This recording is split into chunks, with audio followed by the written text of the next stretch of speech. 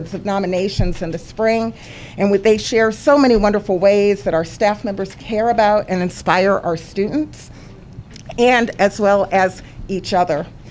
At our staff opening day kickoff meeting in August, we revealed the Educator or our Educator of the Year award winners. These are 7 individuals who are absolutely exceptional in Sylvania schools. It was touching to read the personal stories shared from their nomination forms, so let's bring them forward. We're going to start with Mr. Bob Verhelst. Come on over, Bob.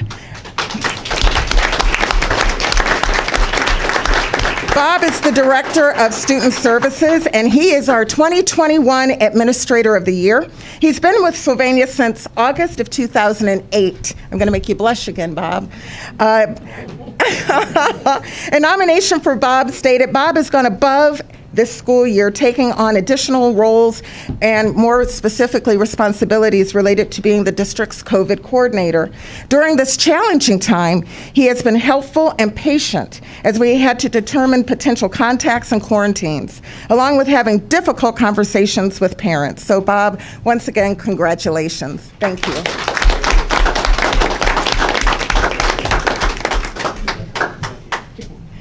And now our 2021 Support Staff Employee of the Year, Tracy Miller. Tracy is a bus driver for Stranahan, Arbor Hills, and Northview. Here she comes. Tracy has been with our district since 1999. That was a great Prince song, by the way.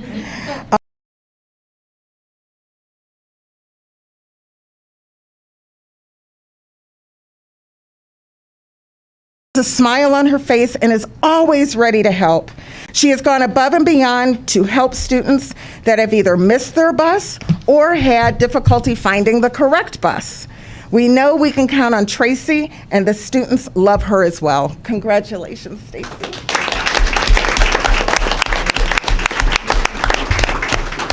Next, it is my honor to acknowledge Kelly Sexton. Kelly is a custodian at Hillview Elementary.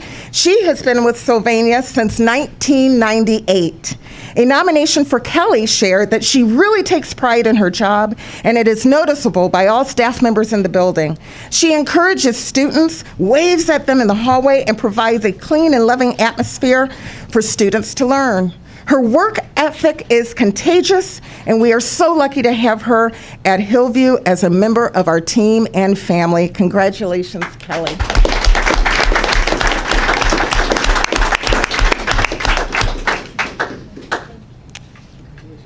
And now for our Teachers of the Year. We have Lynn Breen, who is a solid teacher from Maplewood. Lynn started in the district in 1996. A nomination for Lynn stated that she puts the mental and emotional health of her students above academics, and by doing so, she helps her students exceed academically.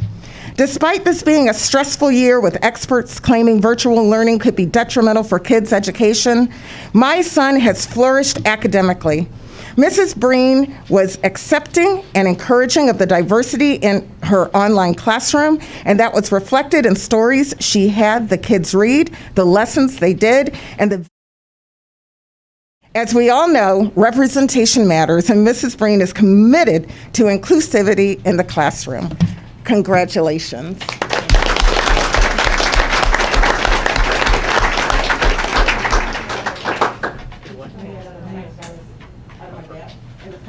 Thank you. Next, we have Megan Fitzpatrick.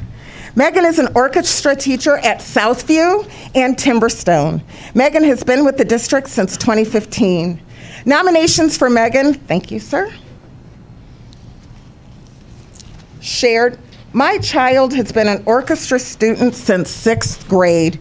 In that time, we have witnessed the many positive interactions of Mrs. Fitzpatrick has had with all of her students. Everyone belongs, everyone matters, everyone is an equally important member of orchestra.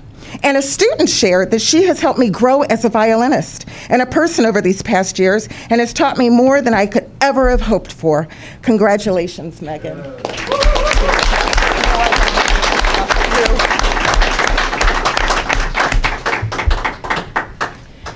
Our next Teacher of the Year is Heather Tessing, a math teacher who was at McCord last year and is now at Northview. Heather started in Sylvania in 2001. A nomination for Heather shared that she truly cares about the well-being of her students. Even with all the craziness of this year, meaning last year, she has done an amazing job teaching us while still managing to let us have some fun. That's important to kids in junior high. She truly pours her heart and soul into teaching us each and every day, and you can tell she loves what she does. In summary, Mrs. Tessing is an exceptional teacher. Hear, hear. Thank you. Congratulations.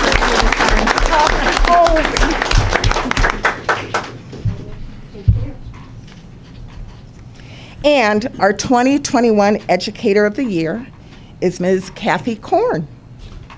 Kathy? Kathy is a kindergarten teacher at Highland Elementary and has been with the district since 1990. I'd like to read some excerpts from Kathy's nominations as well. Mrs. Korn has been a tremendous blessing to our kindergartner this year.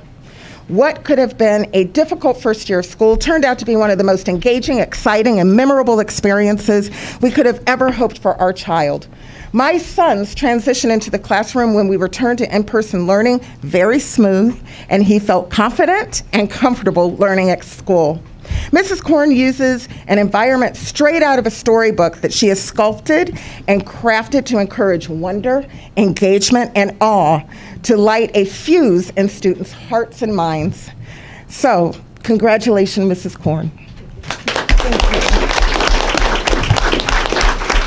Again, congratulations to all of our educators. This is a wonderful program that allows our students, parents, and staff and community to honor the wonderful and exceptional staff members we have who continue to go above and beyond to support our students.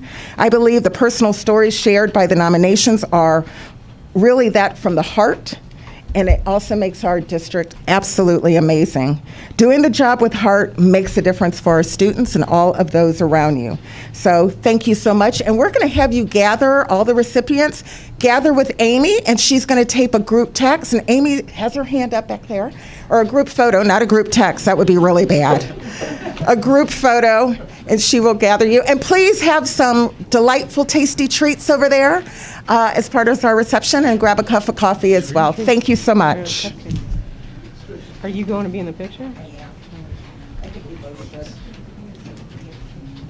Any other board members want to join us? Sure. Are we all good? Seriously? I guess we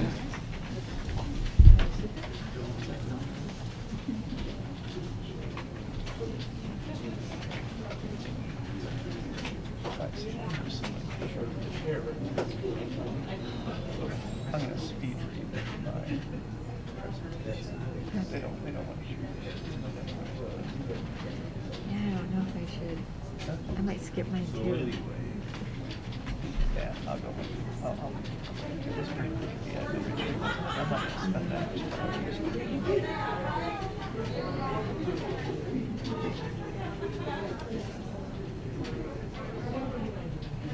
What's the recognition of achievement? Is that something different? I think so.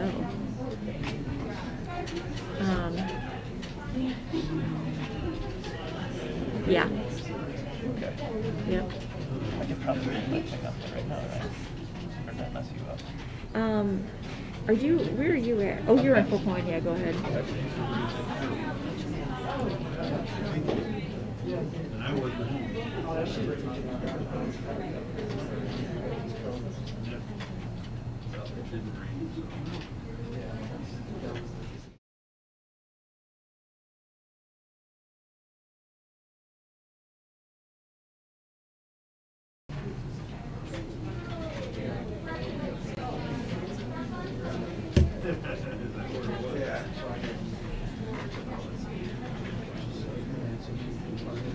First, if I mess something up like that, it's supposed to be up there.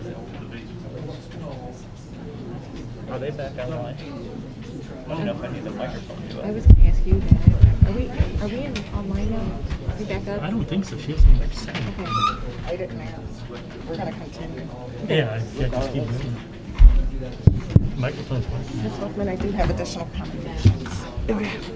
And the superintendent's report. So we don't need longer accommodations when go back to the superintendent. I might as well. Either way. The walls were complete number 3, then I can go back to number 2. Okay. I'll probably take that one off and bring it over. Yeah. We would like to continue this portion of our commendations of our board meeting this evening.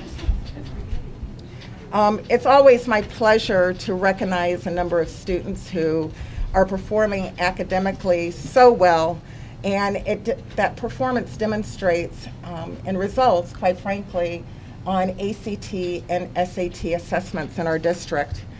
We had several students, in fact, just from the spring administration and throughout the course of the summer, we had approximately 60 students who scored 26 or higher on the ACT, and those students were from both Northview and Southview. In addition, we had over 12 students who scored 600 or higher on the SAT.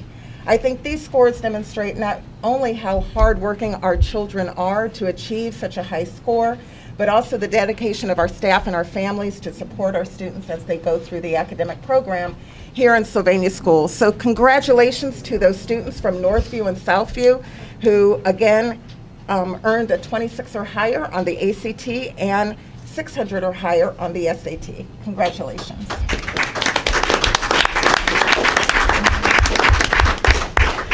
I'd like to move approval on items 3.1 and 3.2. Second. Okay, any comments or questions? Congratulations to all our educators of the year and to our students. See your daughter on there, Ms. Lavallette. Good job. Congrats. Ms. Shanks, can you call the roll? Julie Hoffman. Yes. Ruslan Slutsky. Yes. Greg Feller. Yes. Kimberly Conklin. Yes. And Tammy Lavalette. Yes.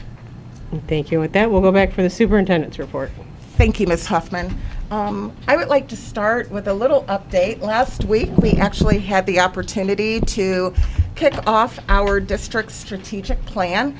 It was a think tank, if you will, where we invited several local community leaders to meet as a member of our lead team.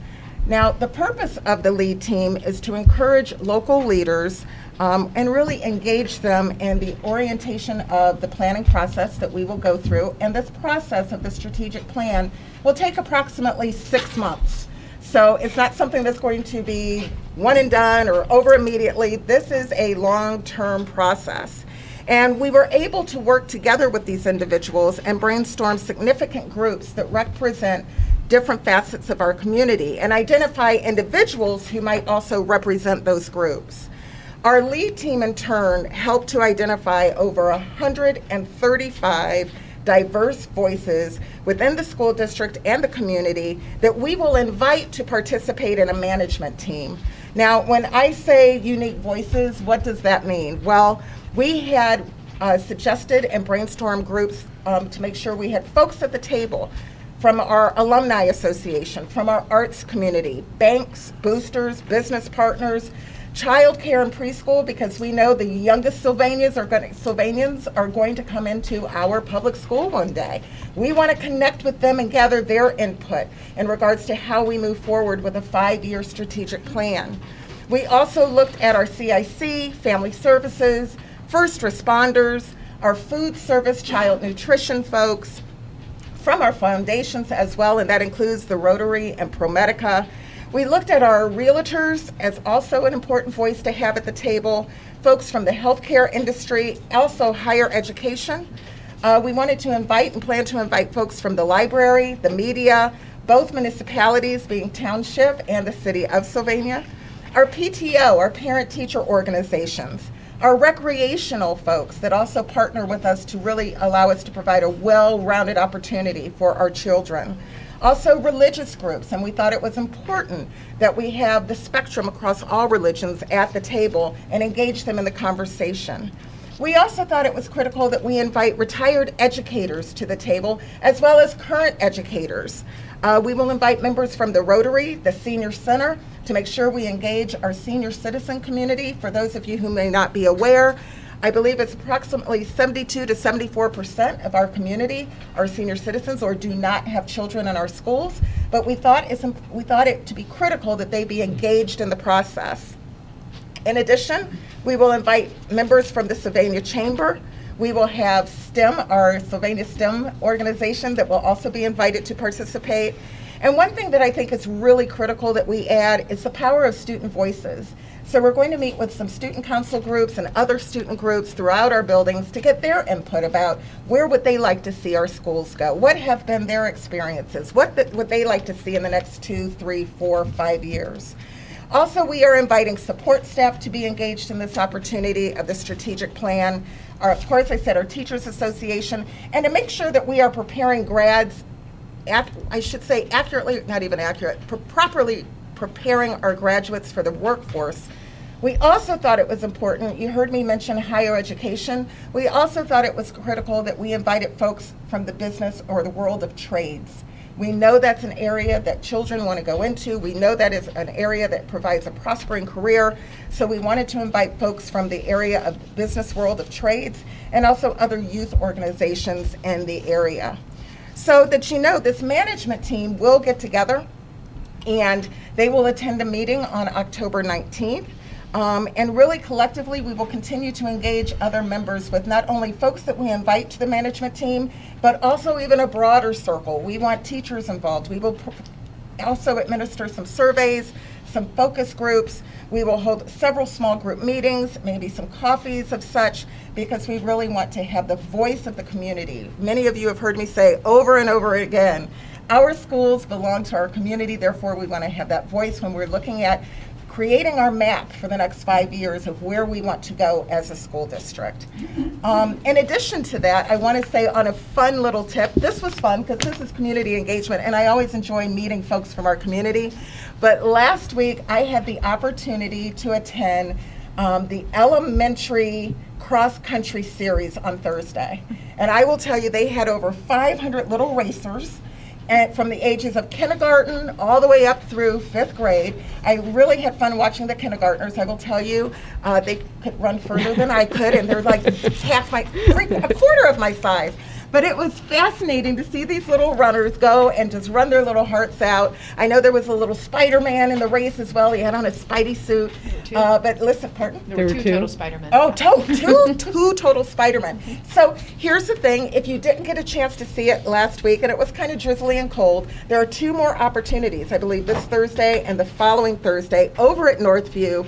Please come and join us. It's a great event. They have a wristband that goes around their ankle, their time, they have badges, they run their little hearts out, and they get medals. And it's not so much, it's about most improving and improving your time. So I'm really pleased to have participated in that. It was just adorable. They run faster and further than I do, honestly. It was great. And that ends my superintendent's report. Thank you very much. And with that, we are to the presentation of an overview of the revisions to the Ohio School Report Card. Mr. Zira. Thanks, Ms. Hoffman. I won't take a whole lot of your time. I just wanted to give all of you, I'm going to try and stand in a place where I'm not in the way, give all of you just an update on the changes to the upcoming state report card. We received this information as a district as well as all the entire state of Ohio back in July. We updated the admin team at our admin retreat in August. Usually this time of year our state report cards are out. We've probably realized they are not out yet. But just want to talk through a few of those changes with you, and again, I won't take a lot of your time. So I think it's important to know, and one of the things that Dr. Motley's really implemented when she took over the district is the focus on continuous improvement, and focus on whenever you take on a new initiative or anything we do, evaluate it, what did we do right or wrong, what did we learn, and what can we do different moving forward. I think we probably all have our opinions on whether or not our students across the state of Ohio and in our district should have been assessed last spring based on the limited amount of in-person learning they had through the pandemic, whether we were green, red, yellow. As we're all well aware, it was 2/3, almost 3/4 into our school year before we had everybody back 5 days a week in person. So House Bill 67, House Bill 82, and the accountability waiver approved by the United States Department of Education made some changes to state testing starting this year and moving forward. I think overall they're going to be positive changes. But again, I just want to talk through a handful of those with you. First one, as I alluded to already, our report cards will not be released this year until October 14th. That will be the official release date. board members who have been a part of the board in the past, Tanya will be getting a hold of you a week or so prior to that. We do have preliminary data that we can share with you. We'll call you in on one-on-one meetings or two-on-one meetings so we can update you on those results. That's only coming out in October this year only. Starting next year, the release date will be around that third week of September again. So a few changes. First of all, for this year, a lot like last year, but we didn't test in the spring of 2020. Even though we did test in the spring of 2021, we will have no ratings for a district for all of our components. Even though we'll have some scores, some data, as far as any ratings or grades that are given will not be on this year's report card. Moving forward, the state is going to move away from the A through F letter grade. A lot of people thought that was controversial. The overall district rating, the achievement rating, as you remember, all those components were A through F. Starting next year, it will be on a star system. So instead of in A, you get 5 stars, in F, you get 1 star. So you can probably kind of interpret how you want to manipulate the stars with the letter grades. But overall, they won't be as controversial as having those letter grades. Starting the 22-23 school year, there will be a descriptor for each star rating that explains anything from significantly exceeds, meets state standards for 3 stars, down to needs significant support. So a little different as we move forward with the components. Results from the report card will be more user-friendly. Those of you who have been a part of our report card presentations before, whether it be Alex or Julie presenting, they always had like trend arrows and showed which way we were going and things of that nature. The report card will have that for you. They'll add context to the star ratings with descriptors and trend arrows. And I think the big piece, one of the major changes, is going to focus more heavily on growth and progress than achievement. It kind of puts the report cards into a more poverty-neutral stage, focusing on growth. Historically, it's lined up. Your wealthier districts generally do better on state report cards and assessments. In the economically disadvantaged districts tend to not do so well. So be a little more focused on poverty neutral. There will still be 6 components: achievement, progress, gap closing. K-3 literacy will now be called early literacy, and then graduation rate. Another new measure that will be coming out, it will be a report-only measure for 3 years before a score is given. It used to be called Prepare for Success. It is now going to be called College, Career, Workforce, and Military Readiness. So a lot of the components are going to continue to stay the same. A couple changes on a few of these components. First of all, achievement, which represents how well our students performed on the test. That used to be a combination between performance index and indicators met. They are taking the indicators met off of that, which essentially is gonna our accelerated scores will be more highlighted.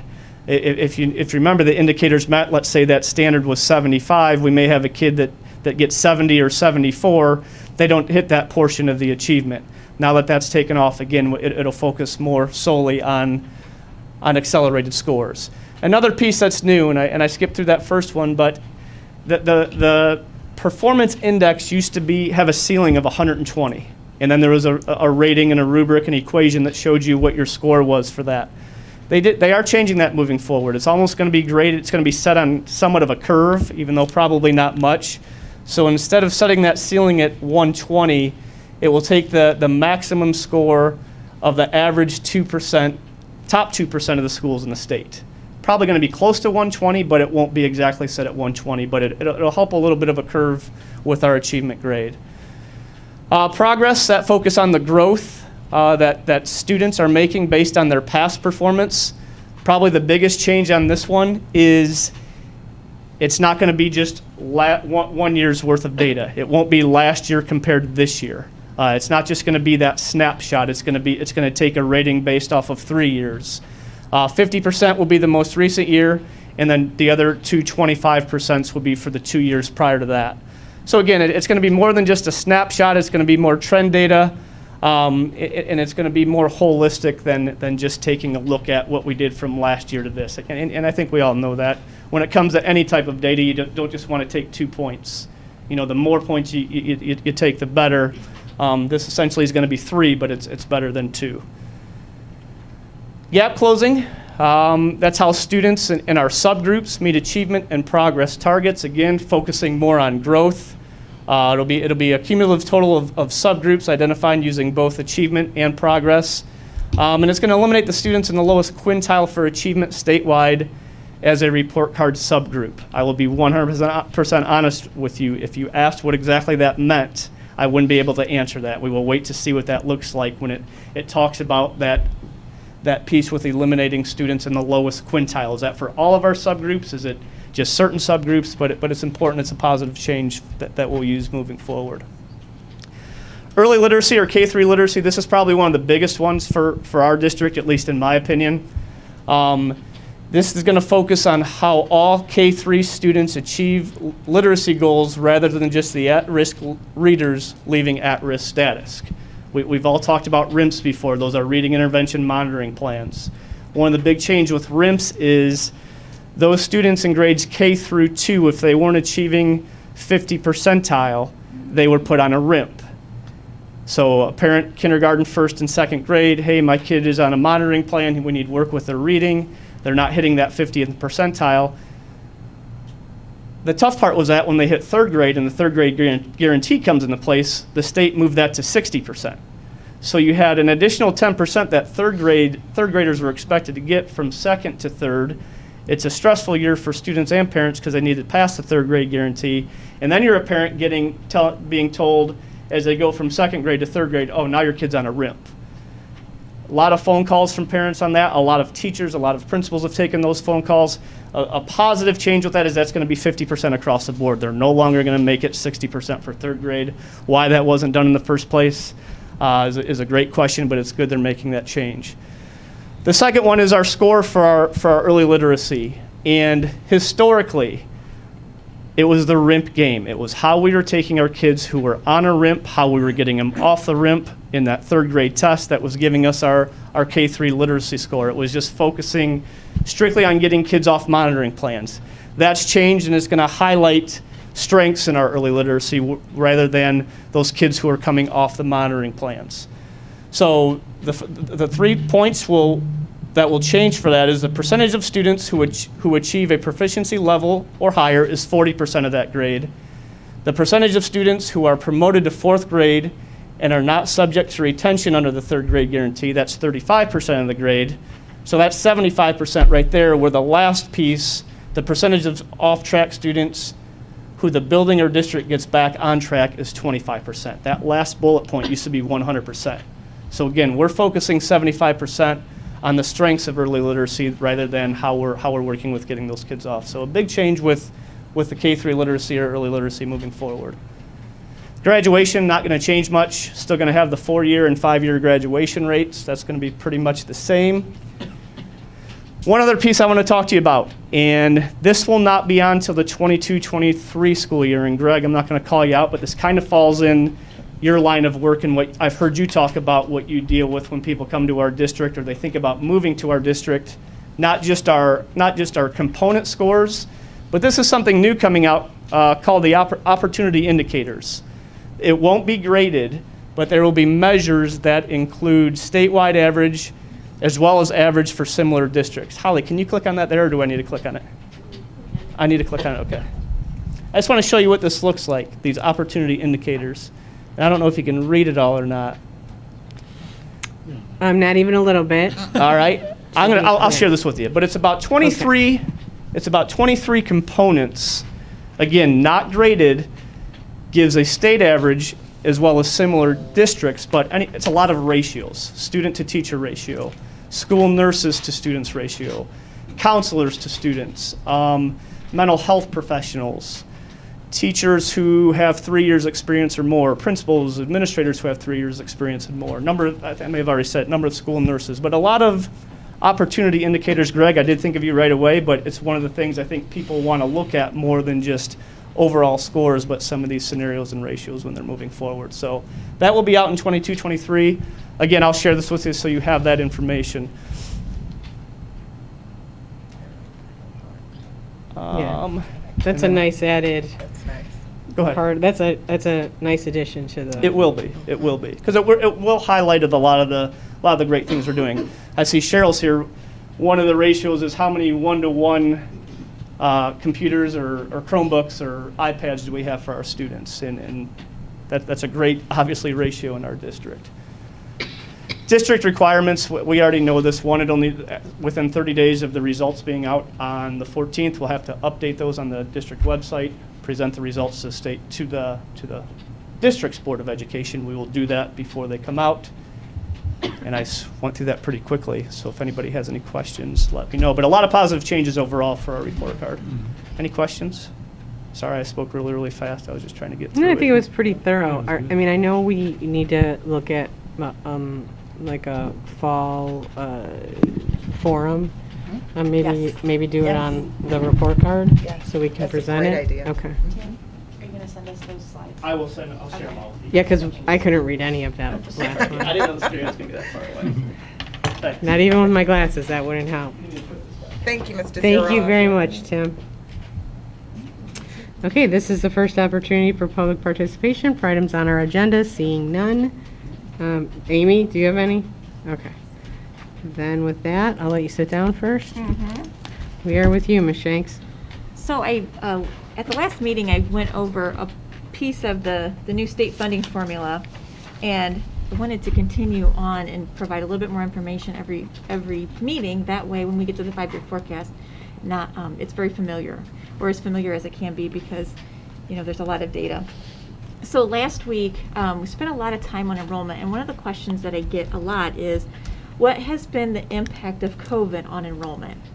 So luckily, the forecast software that I have is web-based. So there's a lot of opportunities for webinars, and what happens is we share the live information with treasurers around the state. We share our screen, but we also have a group of just experts. And I'm going to brag, but we have the best consultant in the state of Ohio that works directly with us. So if I have a question and I want him to look at the data to see if he's seeing what I'm seeing or if I'm on the right track, I jump on and do a 15-minute meeting with him, and I talk through what I'm seeing and look at the data, and we compare, and we're just fortunate because he's just so awesome. So, but last week, like I said, we were going over the COVID numbers. And so I want to take some time to go just briefly on the K-12 enrollment, and then also focus on the kindergarten numbers, because the kindergarten numbers are just interesting. So prior to COVID, the 2021 school year, so from 16 to 20, we were averaging about 43 students per year, gaining 43 students per year. Now, it's an average, so there were times that we would see, 71 students, or minus 29, or 145. But over the 5 years, we had an average of 43 students added to our district enrollment. That's district educated students. But last year, we had a drop in enrollment of 169 students. So when you factor, we had a drop of 169, and then you add the 43 students that we normally would see enter the district or be added to our enrollment, that's a difference of 212 students. So it was an auto assumed across the state of Ohio, based on these experts, that that 169 would be reversed. So we would gain all that back in 2022. In addition, we would also see the 43 students. So that's about an enrollment increase of 212 for fiscal year 2022. Well, that didn't happen. Across the state, that didn't happen. So we're actually looking at a difference in enrollment of 156. So we're down about 56 students off of that estimate. So the interesting part is the kindergarten enrollment. So prior to fiscal year 20, for every 100 births, 5 to 6 years later, we would have 114 students for every 100 births. So we would have an enrollment, we typically have an enrollment of, or last year, for example, we had like the births from the previous years, average right around, 460, 436, 444. But for fiscal year 21, 5 to 6 years ago, those births were 500. So you multiply that by 114, we should have had 570 kindergarten students enroll. We didn't. We actually had 479 students enrolled, which is a 95% average. So it goes from 114 down to the 95%. So there was a philosophy that those students were redshirted, and they were delayed start, and they would enter into our kindergarten classrooms this year. Didn't happen. So what we found was we were expecting 570 plus the 91 for over 600. What we actually have is an enrollment of 532. So if you take the enrollment away from last year of that 91 students, we're at an average of about 109. So for every 100 births 5 to 6 years ago, we had 109 enter the district. So it also shows us, based on the live births, when we can expect that we're going to have to add kindergarten sections. So we're also seeing in next year, fiscal year 23, we're going to have plus 38 students. If this holds true, and if the 114% also holds true, based on our 5-year average. So with that, we should be adding about 2 sections. And then at fiscal year 22, fiscal year 24, about in the 480 range. But in fiscal year 25, we can expect 654 students if the averages hold true. And that's about 5 to 6 sections, or 5 sections. So anyways, I just wanted to share that information with you because it was so exciting It's great data.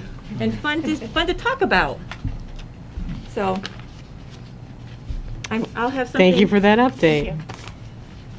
I'll have more fun news next time. More fun data to talk about. We like fun data. Yeah, that's awesome.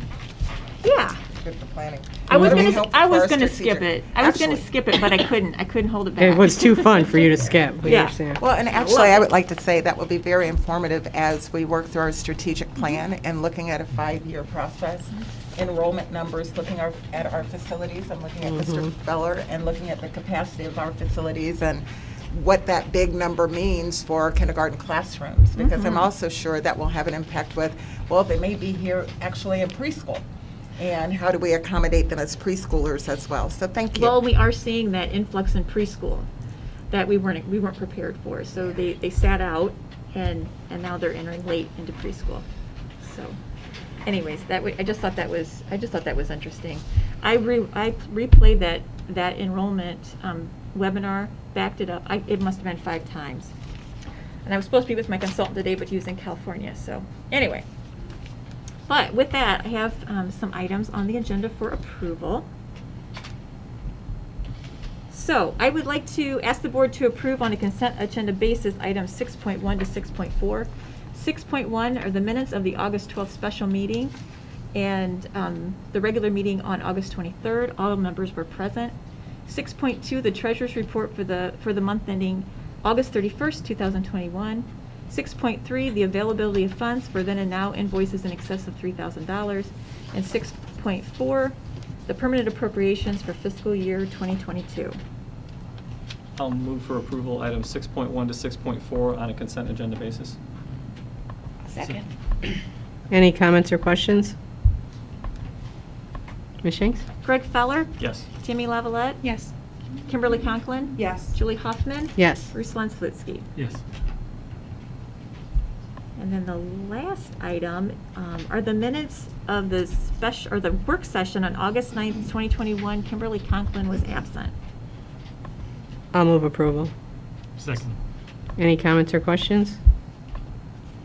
Ms. Shanks? Julie Hoffman. Yes. Ruslan Slutsky. Yes. Tammy Lavalette. Yes. Greg Feller. Yes. Kimberly Conklin. Abstain.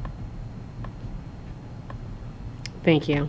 Welcome. With that, we are back to you, Dr. Motley. Thank you, Ms. Hoffman. I recommend approval of item 7.1, which is the acceptance of gifts. Ms. Wozniak donated some teacher planners, bulletin board items, and other teacher supplies for classrooms at McCord Junior High School. And we'd like to thank her for her donation. I know teachers are always excited about bulletin board items and other teacher supplies. It's just innocent how we're made. So thank you for that donation. I recommend approval. I'll move approval. I'll second. Any comments or questions? Thank you very much for the donation. Ms. Shanks? Ruslan Slutsky. Yes. Kimberly Conklin. Yes. Greg Feller. Yes. Julie Hoffman. Yes. Tammy Lavalette. Yes. Thank you. I ask for approval for item 7.2, which is a memorandum of understanding with GradPoint. GradPoint allows us to hire our educators and compensate them as coordinators to help with our students to meet expectations for graduation. I'll move approval. I'll second. Any comments or questions? Ms. Shanks? Julie Hoffman. Yes. Greg Feller. Yes. Ruslan Slutsky. Yes. Kimberly Conklin. Yes. Tammy Lavalette. Yes. Thank you. I recommend approval for item 7.3, which is a memorandum of understanding with a local organization of Senior Centers Incorporated for the Foster Grandparent Program. This is a unique program coming to Sylvania schools this year that I ask approval for. The program provides volunteers aged 55 and over to serve as role models, mentors, and friends to students, and added support in the classroom for teachers. I'll move. Go ahead. Go ahead. Second. Any comments or questions? I love this. I think it's What fantastic. a phenomenal program. It's a win-win. Yeah. It really is. It's great to have our seniors in the classroom with our young people and vice versa. So thank you for this program. I'll be reaching out to the president tomorrow and working with her to confirm. Thank you very much. Anybody else? How many volunteers are you anticipating? Right now, she has 2 that are in the queue, but we told her until we had an MOU, she kind of pressed pause. But she's very hopeful with the number of senior citizens that are located in Sylvania that we will be placing many, many more. That's great. Ms. Shanks? Julie Hoffman. Yes. Ruslan Slutsky. Yes. Kimberly Conklin. Yes. Tammy Lavalette. Yes. Greg Feller. Yes. Thank you. I recommend item 7.4, the appointment of Sherry Vitek as Administrative Secretary to our HR Director. She will be on the step 4 of the exempt salary schedule. I'll move approval. I'll second. Any comments or questions? Ms. Shanks? Tammy Lavalette. Yes. Greg Feller. Yes. Ruslan Slutsky. Yes. Kimberly Conklin. Yes. Julie Hoffman. Yes. Thank you. Moving on to human resources, I recommend items 8.1 through 8.9 on a consent agenda basis. 8.1 is a correction to the supplemental position for the 21-22 school year for our Northview track coach for the boys cross-country team. Item 8.2 is I'm recommending approval for several supplemental positions for this school year, including volleyball coaches, football coaches, basketball coaches, a number of coaches, and also the technical code director for the play. We have some student lifeguards, which is wonderful to see. We're excited about that. A theater technician, a weight room supervisor, and so forth and so on. We also recommend item 8.3, which looks to approve a number of athletic volunteers for the 21-22 school year. That would be at Timberstone, McCord, Northview, and Southview. I recommend approval of item 8.4 for the athletic director intern for this school year. I also recommend item 8.5 for licensed new teacher. We have a young person coming in, a new graduate from Lourdes University, so congratulations. They will be a teacher over at Stranahan. I also recommend approval for item 8.6, which is for a number of licensed substitute teachers. I recommend approval item 8.7, which is a licensed stipend for summer swing. Also, I recommend approval for item 8.8, which outlines a number of extra duty responsibilities, including WEP training, which is really in reference to our gifted education program. Also, planning time and training and development for our PD Day coming up in October, and an Edgenuity content specialist. And also item 8.9, I recommend approval for licensed career tech student organization advisors. And again, item 8.10 is a recommendation for approval for aforementioned items. I'll move approval of items 8.1 to 8.9 on a consent agenda basis. Second. Any comments or questions? I have a question. What's an athletic director intern? This is a new position.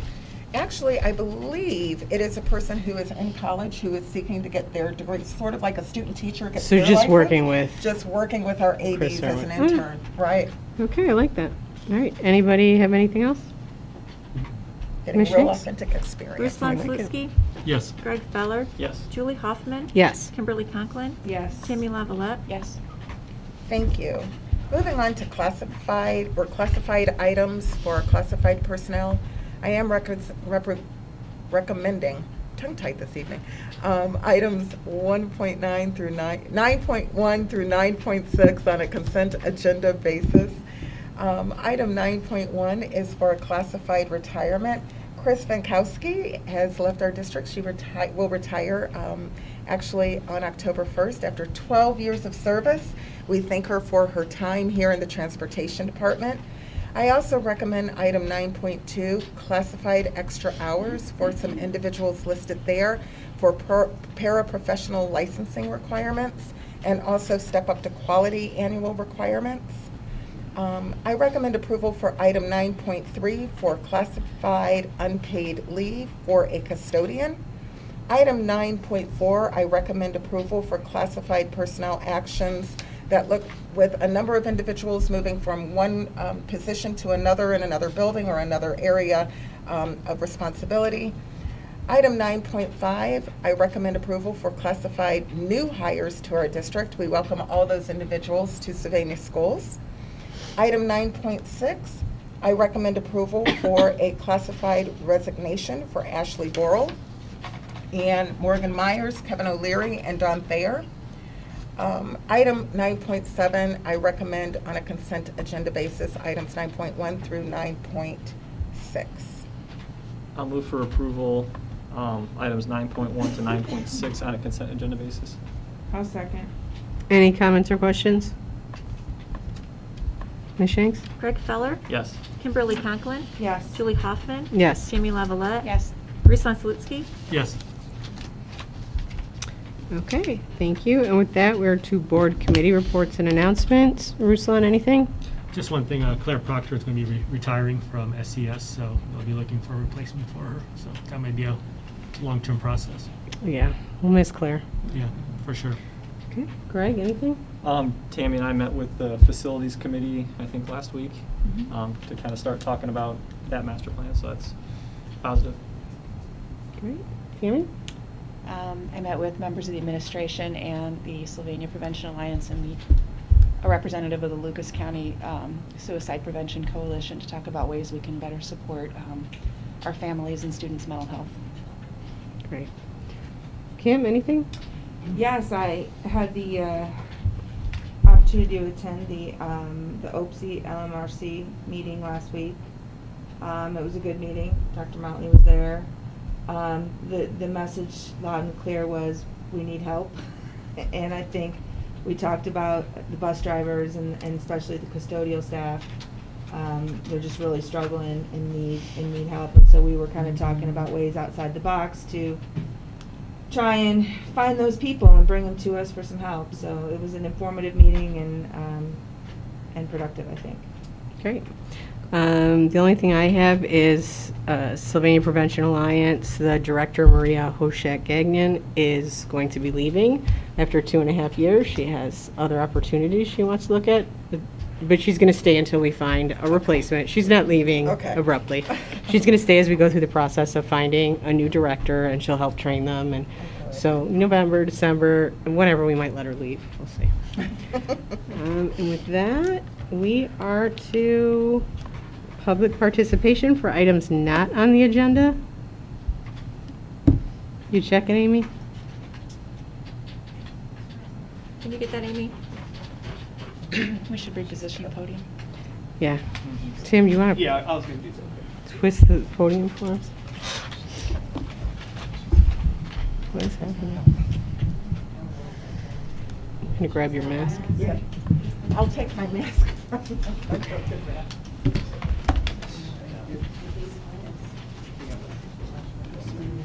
I got it.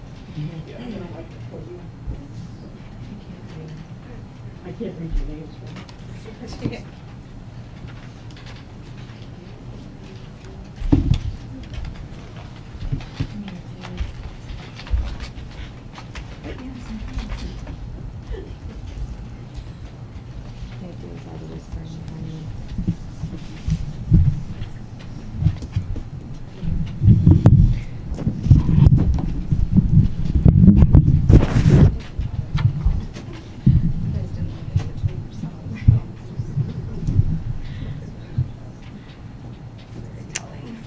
Okay, so I'll call you up, and when you come up, if you could just state your name and address for the record at the podium, and then you have 3 minutes, and the floor is yours. And the first one is Kayle Reed.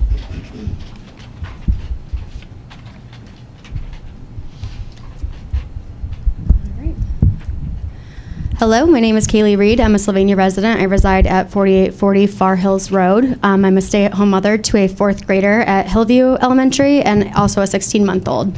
I'm also a nursing school student, and I was a former physical therapist assistant who has spent much time over the last 18 months closely following everything involved in the so-called pandemic and the so-called science behind these mandates and guidelines. And I'm here to say to you all today that you should be ashamed of yourselves for what you're doing to our children.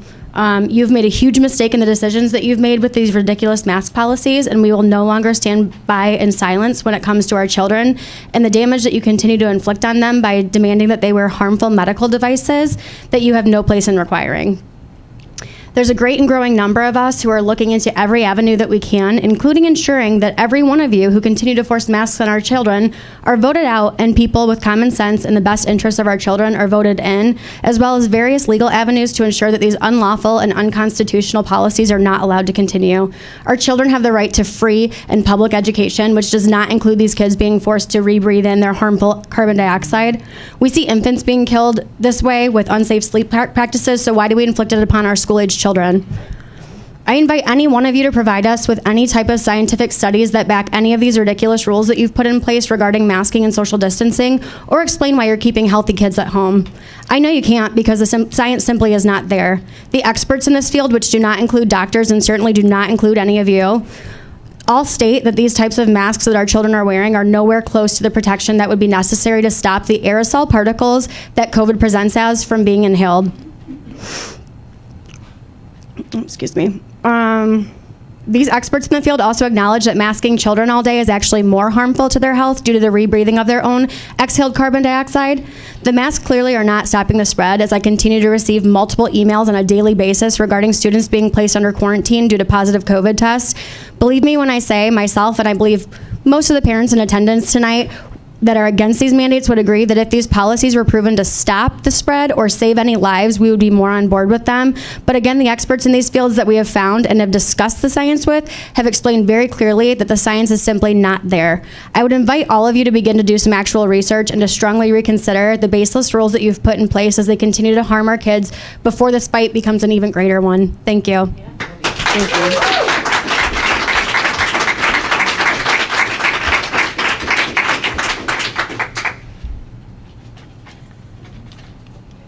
Emerson Archibald? I'm going to stand up with her if that's okay with you. Sure, guys. that's fine. Child. All right, I'm going to hold this for you and you hold this, okay? Hi, my name is Emerson Archibald. I'm a 4th grader at Hillview Elementary. I am here today to speak to you about masks. I hate masks because it makes me feel icky at the end of the day and makes my throat very sore. It also makes me very sad because I'm not able to see my friends' faces or their smiles. And also it makes it very hard to hear them when we try and talk to each other. I don't understand why I have to wear a mask all day at school, but when I go to volleyball practices and games, we don't have to wear them. It doesn't make any sense to me. I also see so many people out at games and in football stadiums, and nobody is wearing a mask. So why should we have to as little kids in school? It makes me sad because I moved here last year from a school only 10 minutes away, and none of my friends at my old school have to have to wear a mask at school all day. This is another thing. It doesn't make sense to me why you would make us do it at this school. Think about how you would have felt as a 9-year-old having to wear a mask at school all day. You would not have liked it at all either. I'm sure so.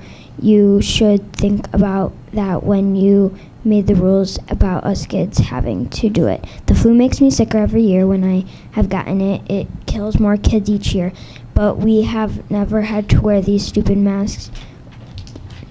Your rules are ruining my childhood memories and my friends also, and I really hope you change the rules and stop making us wear masks and go back to leaving it up to each person if they want to wear one. Thank you.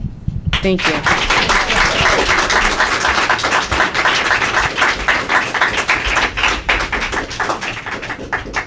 Holly Roberts.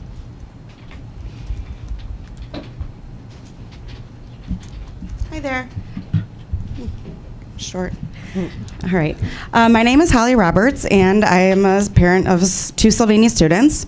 I am the Could you just throw co-founder. your address in there real quick? What was that? Address. Your address. I really don't want that broadcast on the live feed. Okay. Sorry. I'm the co-founder of the group My Child, My Choice, which includes over 500 parents in our area. I want to begin by saying I realize the position that you are in is not easy and oftentimes thankless. With that being said, you have also consciously made the decision to overstep your authority and put yourself in a position where you are open to and deserve much scrutiny. As a government entity, school boards and superintendents were never meant to step into the personal medical care side of a private citizen's life. It is a dangerous and slippery slope of precedence that began years ago and has progressively gotten worse. The government and every little sprout of its job is to ensure that we have the freedom to choose how we advocate for our health, not tell us how to do it. You say you are following what is mandated by our local health department, but that is simply not true. I have spoken with the health department numerous times, and what they are giving you is simply guidance, not a law, not a mandate. Let's move on to some questions on statistics. I noticed today our COVID reporting system changed on our website. Really curious. I won't bore you with the numbers about children and COVID. You are all intelligent people, and you all know that children are very rarely affected. And we can take that a step further by stating even less often are they hospitalized or develop life-threatening symptoms. If you or your child has a medical issue or is at a higher risk of contracting communicable diseases and viruses, then it is up to you to take precautions for you or your children. It is not the public's job to manage that for you. I can parent my children just fine without the school's help. It's very sad that some people cannot. Now, my question for you is, out of all of these children and staff in our schools who have tested positive for COVID, how many have resulted in hospitalization or worse? When someone is diagnosed with COVID, is that where the school's interest in our health begins and ends? What is the follow-up for the people who were positive? Does the school help each person learn that with vitamins, minerals, and a healthy lifestyle, they can too build their immune system and fight the many coronaviruses, just like this one? Next, I'm going to touch on the most important part of this entire charade, and that is the profound and detrimental impact these masks are making on our children. Respectfully, each one of us should feel a deep sense of guilt and remorse for what is being done to our children. To those people who have no problem wearing a mask, good for you. Wear a mask. Hell, wear 3 if it makes you feel better.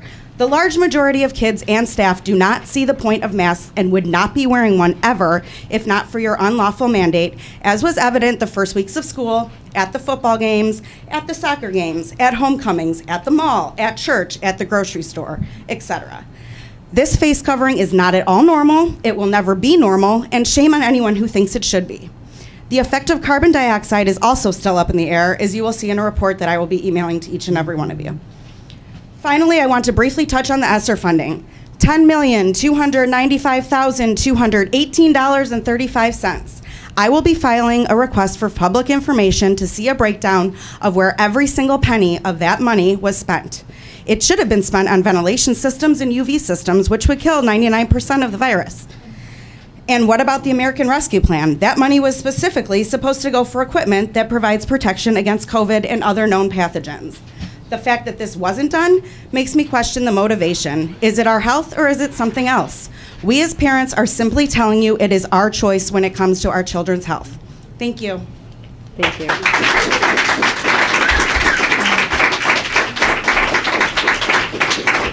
Melissa Bettinger.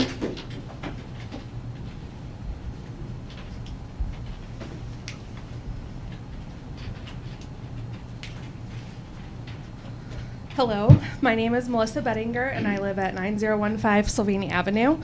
A new study published today in the Southern Medical Journal found that a countywide mask order in Bexar County, Texas did not lead to a reduction in COVID-19 hospitalization rates or deaths. The study, which was peer-reviewed, analyzed data before and after mandates were imposed at both the state level and the county level in Bexar County, Texas's fourth largest county.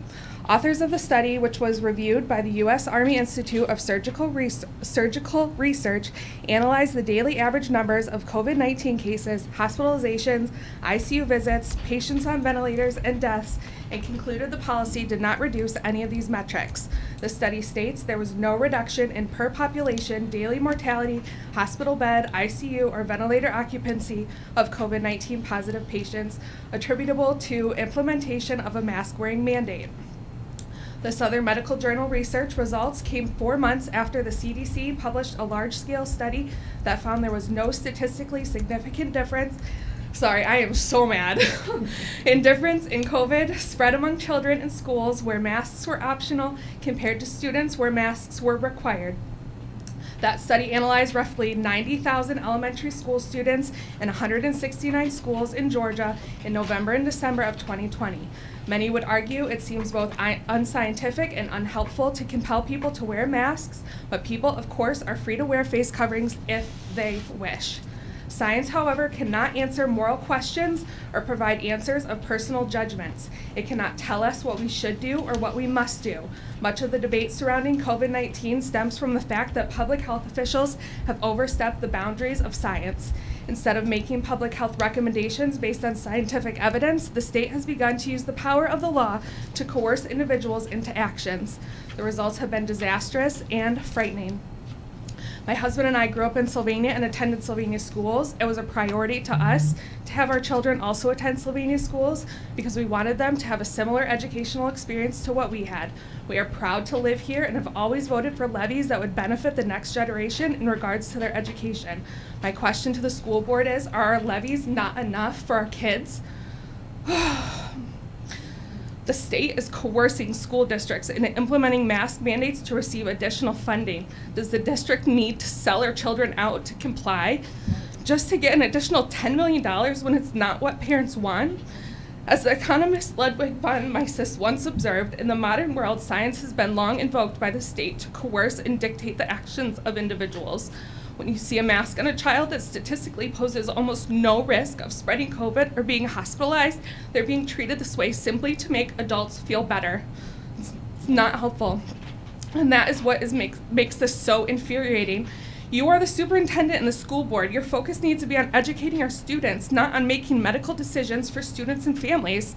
I do not want my child masked, and my child will not be vaccinated. So if that happens, I'm pulling my kids out of here. It's ridiculous. Please end this mandate and let parents make the best decision for their own children. Thank you.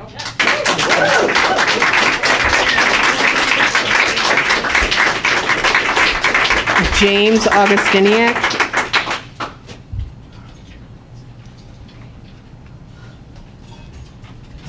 Good evening, everybody. Thanks for the time to speak here. It's hard to even know what to say. I've never had to go against a school board. I've been in this district for almost 20 years. 4 daughters graduated from Northview, have all gone on with careers. I've got a niece and nephew that I adopted, so we're going through the same. We're going through the same thing. We're going through the same, the childhood, the life, but they're just being robbed from their childhood. I just remember all the good times at Sylvania. My daughter danced at the Northview game. She was on the dance team. Another daughter in the band. Just great times, great memories, and we're not getting them. We're not getting. People are leaving. People are going to online school. I'm going to pause. I'm a little nervous, so I'm going to pause and state my name and location. I forgot to do that for you. I apologize. James Augustiniak, 5603 Radcliffe Road. You guys are public servants. I applaud you. For stepping up and running for election to help a school district or even move on. I know a lot of you have very exceptional resumes. A number of you are lawyers. A number of you advocate for children your whole career. We'd like to see that now. Advocate for our children. Advocate for our children. The elections are coming up. I don't want to talk about that. We're going to vote you out. It may happen. Who knows? There's a lot of people that don't vote, don't care. So these people are gonna vote. Okay, I'm not threatening you, I'm not gonna make any threats about anything like that. I just want, you guys are people like us, okay? You've been through the school system, some of you have children in the school system, some of you had children in the system, and even one of you, I was Coach Jim to our third grade daughters at Coach Pitt's softball, 2006. Long time ago, yep. Showed my age, didn't it? And mine at the same time, so. Amen. Amen. So, I guess what I want to leave you, you know, these things are going to be said and said again. They've been said in the school board meetings. You know, some of you new, some of you been around a while. Mrs.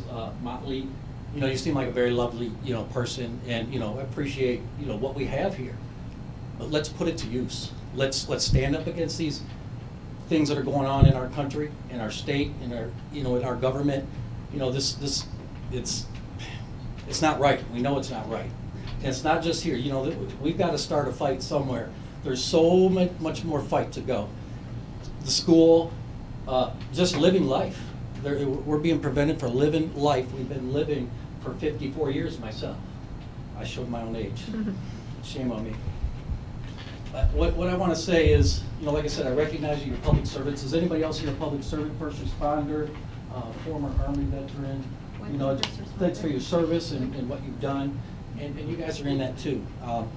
Just one thing I want to say here. I mean, the ultimate authority is God, and that's where I go. You know, that's where I go when I can't discern, when I can't understand, and I can't change things. Only God can. 2 Timothy 1:7, KJV. For God hath not given us the spirit of fear, but of power and of love and a sound mind. God has given us that. We don't have to fear this thing. It's nothing to fear. It's nothing. It is, you know, there's people die. We're all going to die. We have all been appointed to die. We want to live free. We're fighting on every level, not just for our kids, for us, for our future, for their kids, for their grandkids. Proverbs 18:12, KJV. Before destruction, the heart of man is haughty, and before honor is humility. Just a couple more verses here. Coach Jim? Philippians 4:13, KJV. I can do all things through Christ, which strengtheneth me. One of you stand up. Make a motion. Yes. Let's get this thing going. Let's get it moving. Thank you for your time. Thank you.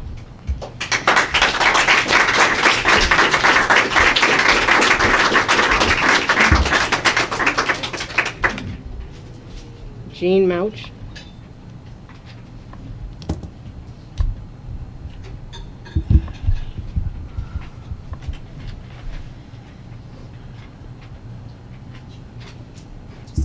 Jane Mauk, and again, I don't want to say where I live to be blasted all over the place, but I do live in Sylvania.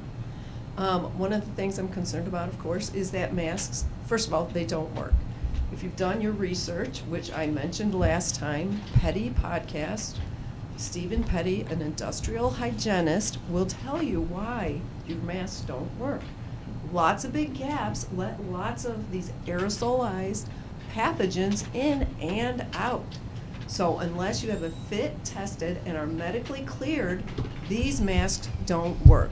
And just like the last time, none of you wrote down, maybe doing just a smidge of research to find out where I'm coming from on this.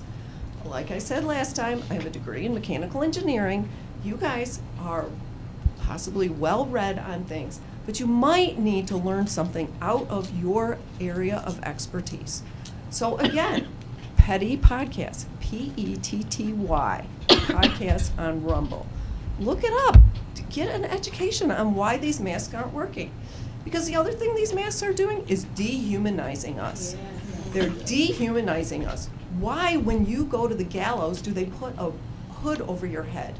Because we don't want to look at that person that somebody is killing. Masks are dehumanizing. And we're dehumanizing those little children. Those little children, kindergarten, I'm not sure about preschool, but kindergarten and on up.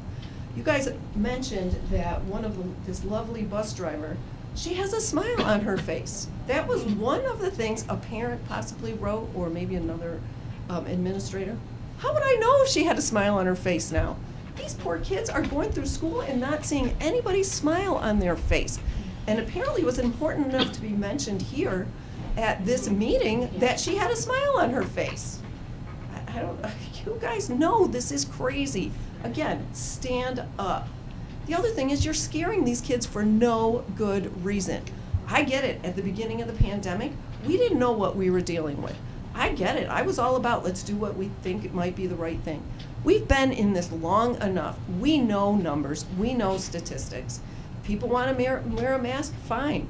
But we shouldn't be mandating it. And I'm pretty curious about the threat that we can't come to the next meeting unless we have a mask. So I'll be looking into that and seeing if that is really going to be the case. Because again, they don't work. Let's bring out the science. Bring out the science.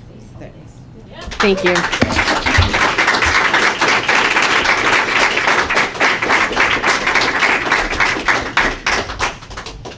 And with that, I'll move that we go into executive session for the purpose of negotiations? Negotiations. Negotiations. So moved.